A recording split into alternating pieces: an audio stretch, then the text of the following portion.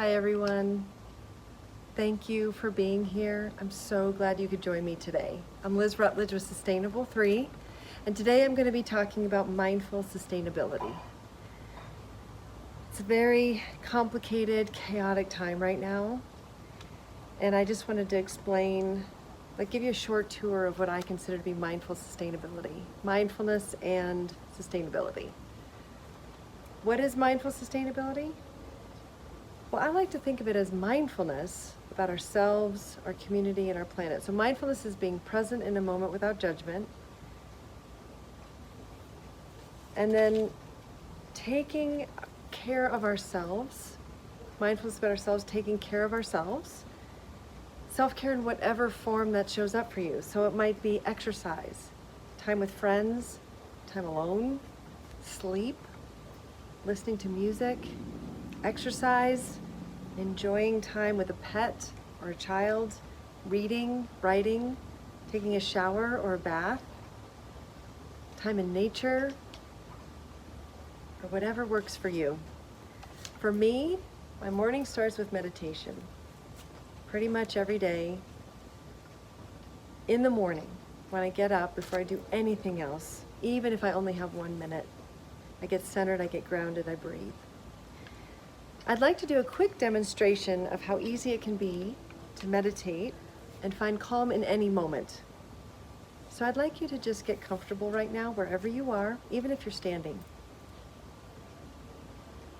I'd like you to just close your eyes. Once we're calm and focused, we can think more clearly. So I'd like you to just take some slow, deep breaths for 1 minute. Breathing in through your nose and blowing out through your mouth. And keep breathing. Feeling a little bit heavier, letting your shoulders relax. Keep breathing at your own pace. Now I'd like you to imagine you're in your most frequented store. You're walking the aisles, you're looking at the products. Notice the packaging. Most of the products that you're visualizing were shipped. Many from as far away as China. They rode on trucks or trains, and then container ships, and then trucks or trains again.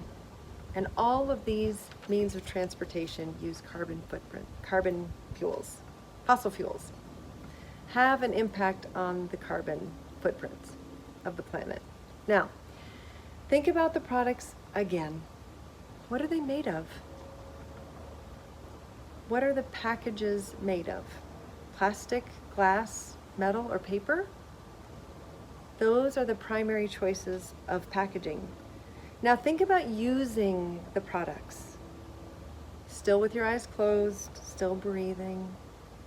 You're eating the food, or you're massaging the lotion into your hands or face, drinking the water, coffee, tea, soda, or milk.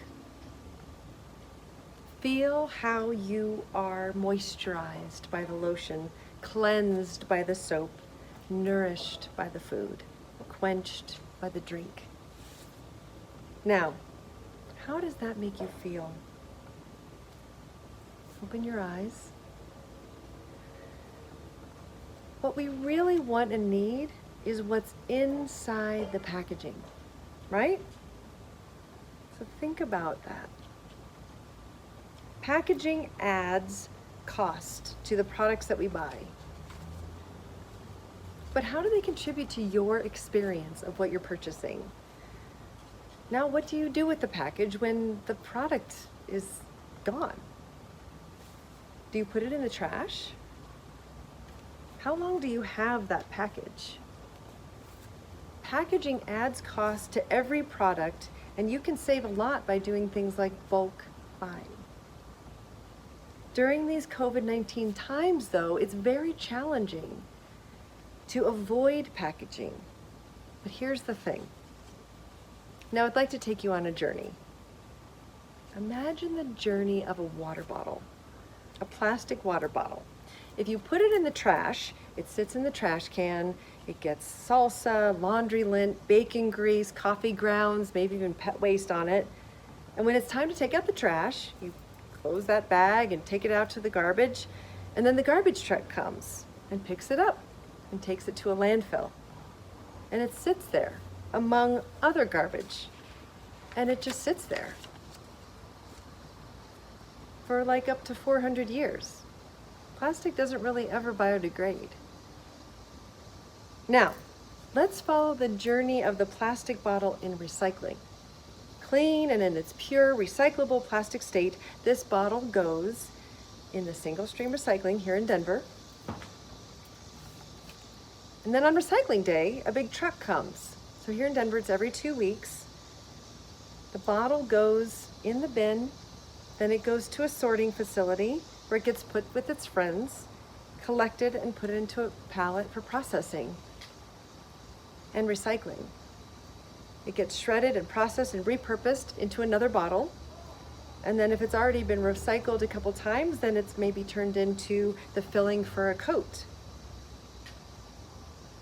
like this one. Then it lives on, providing insulation, warmth, hopefully for years. At some point when that coat is at the end of its life, the stuffing might be recycled again, but it probably won't be. But really, it'll most likely end up in the landfill. 85% of clothes end up in the landfill. Most plastic can only be recycled one time, maybe two, repurposed as the same type of thing. Thankfully, we have the power of choice. We can choose what we spend our money on, and we can choose what to do with the product packaging after we finish our consumable. Drink the drink, eat the food, wear the outfit, etc. Now, I want to just give you some facts from the Denver Recycles website. 306 pounds of recyclable materials are sent to the landfill by the average Denver homeowner.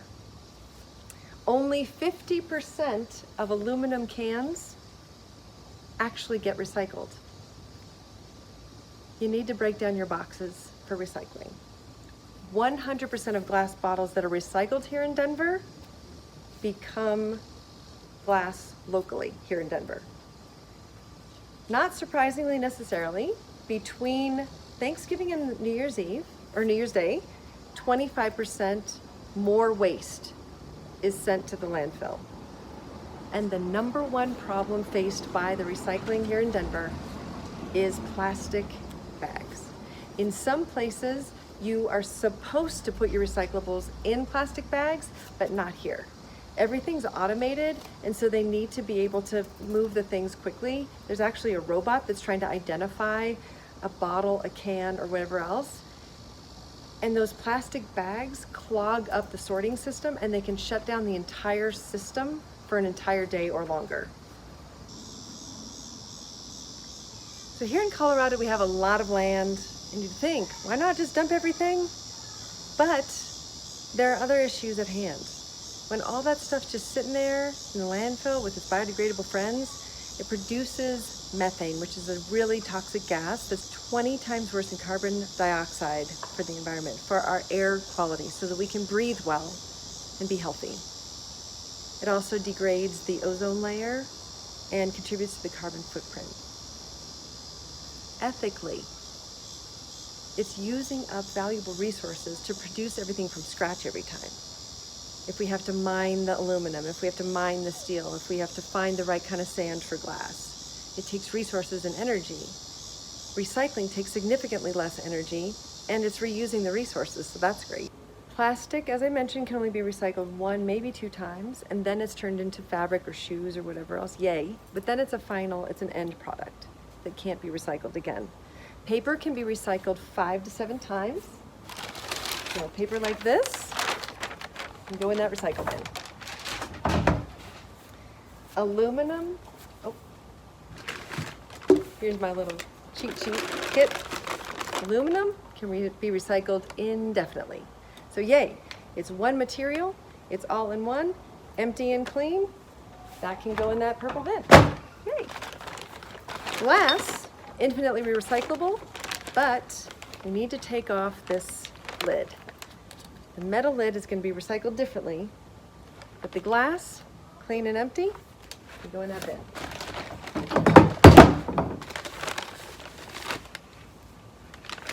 Now, when we start getting to plastics, it gets a little complicated. So, I don't want to overwhelm you, but let's just start with the basic plastic bottle, right?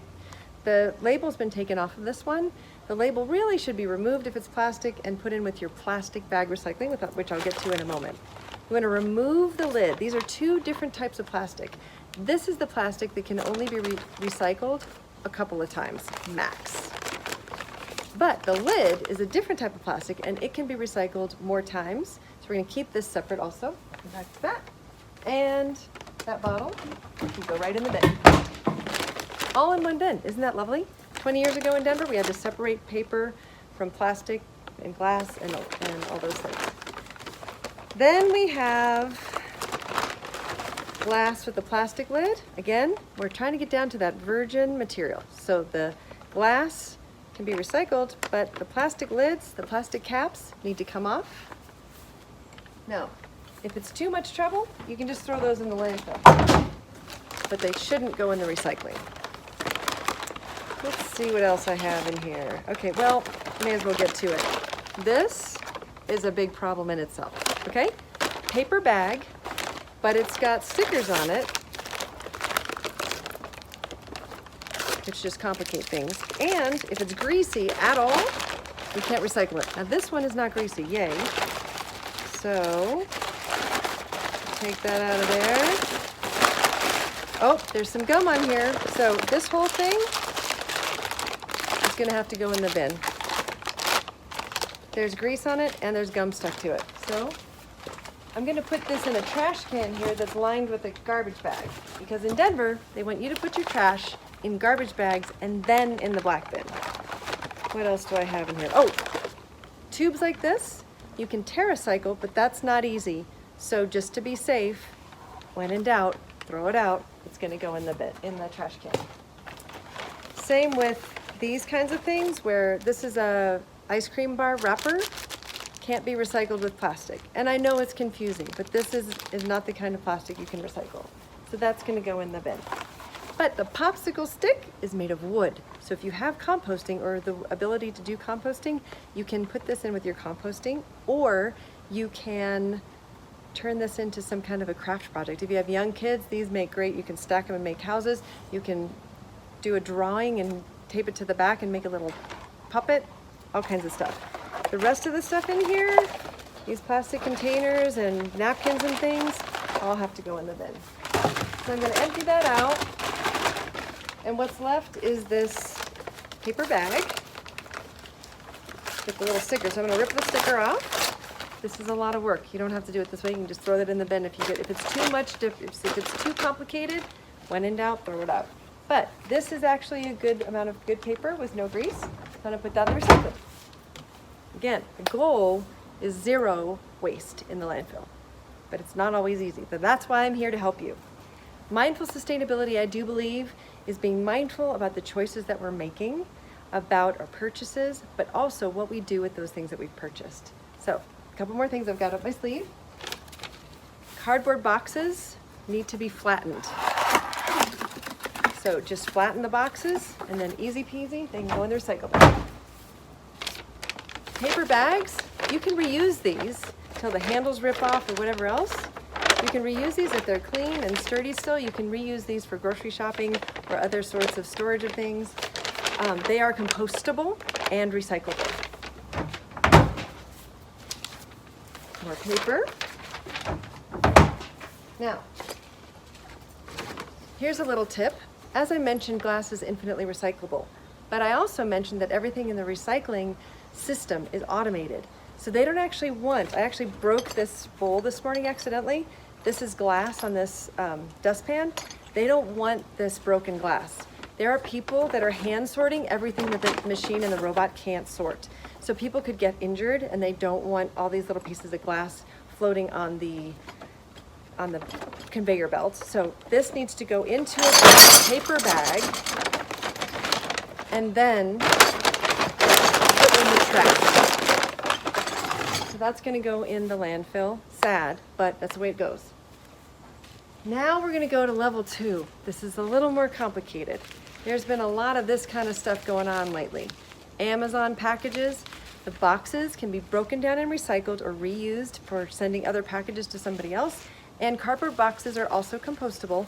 But when it gets tricky is when we have the paper envelope with the plastic poppy stuff inside. That, unfortunately, because it's 2 different materials, there's nothing to do with this, but try to reuse it. And then if you can't reuse it, throw it in the bin. This, however, is plastic through and through. Okay, so it's plastic on both sides. This, please reuse. But if you can't reuse it, you can put it in with your plastic bag recycling, which I'm going to get to next. Stay tuned, we're not done. Magazines, newspapers, and that sort of thing, junk mail, can go in the recycle bin.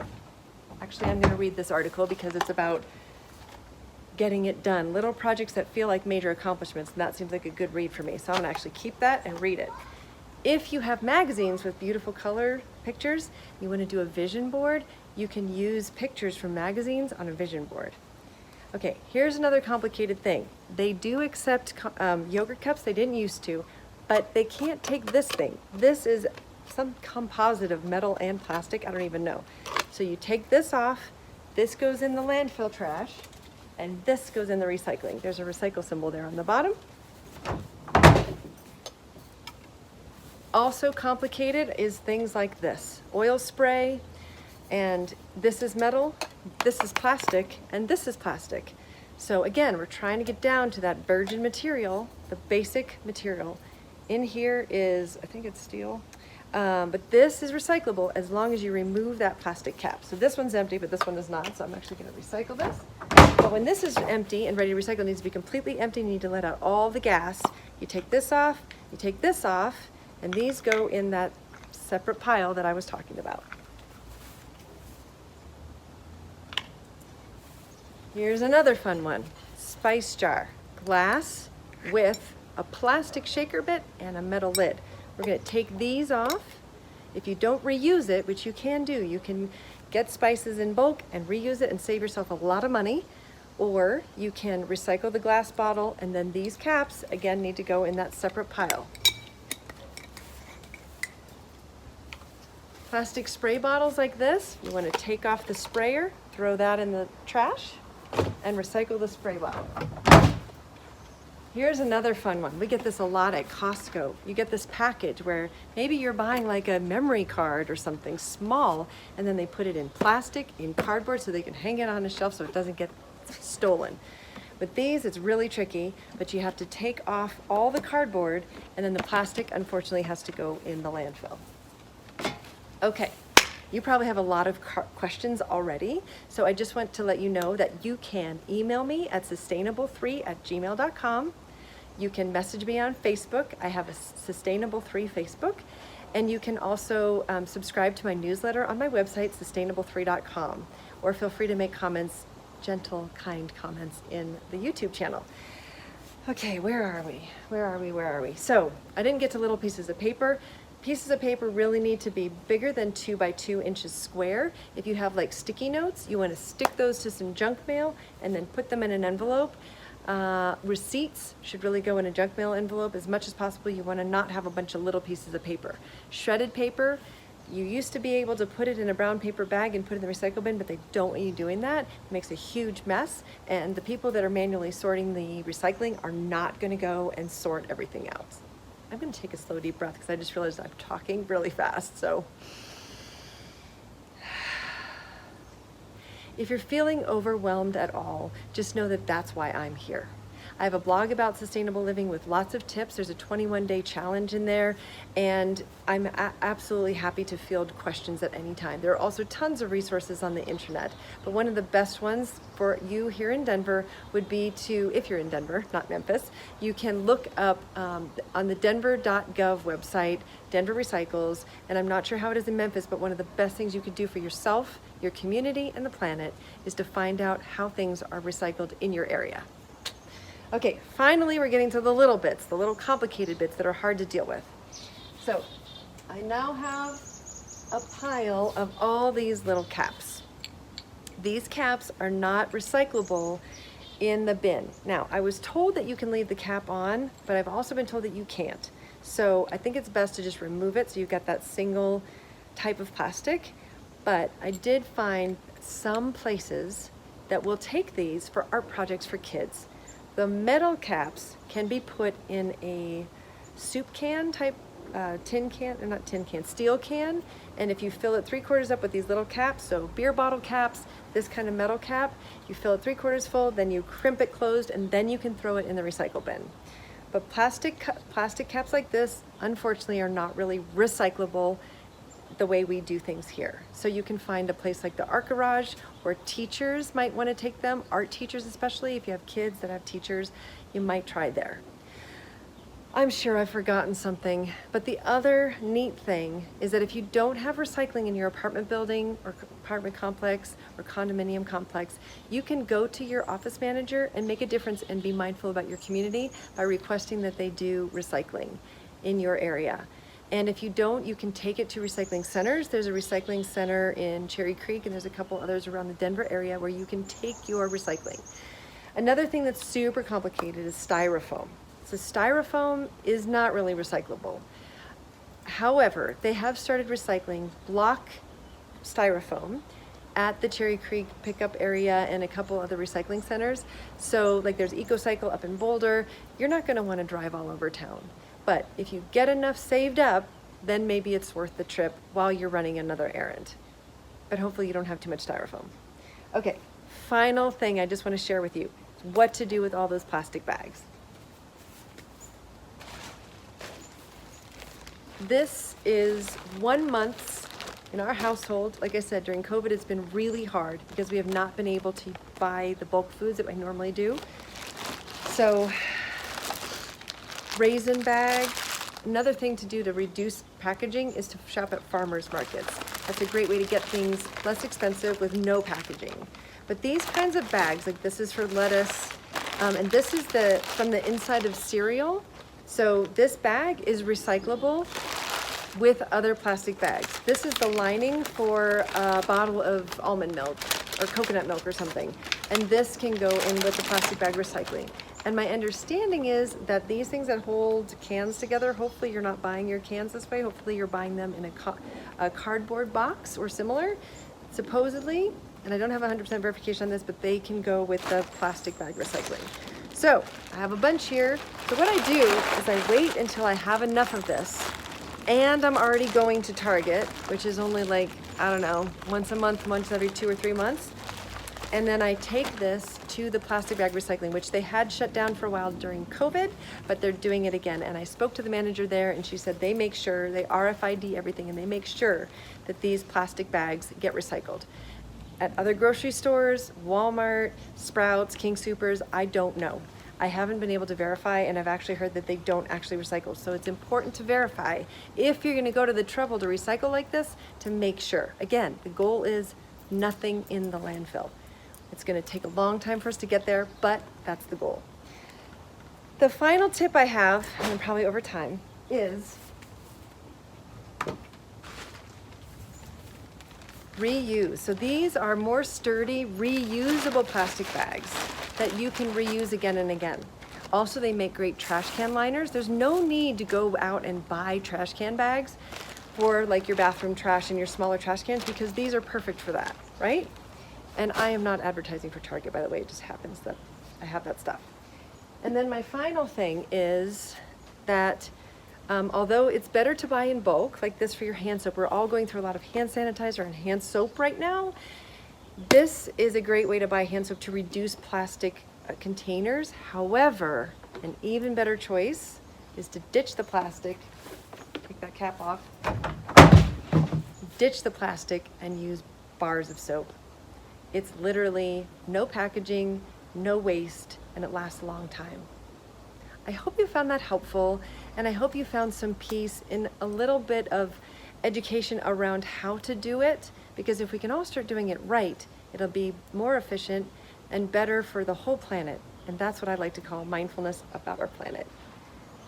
Hope you found this helpful. Again, please feel free to reach out to me with any questions you have. This is Liz Rutledge with Sustainable 3, wishing you a very good day and a healthy, happy Denver and Memphis.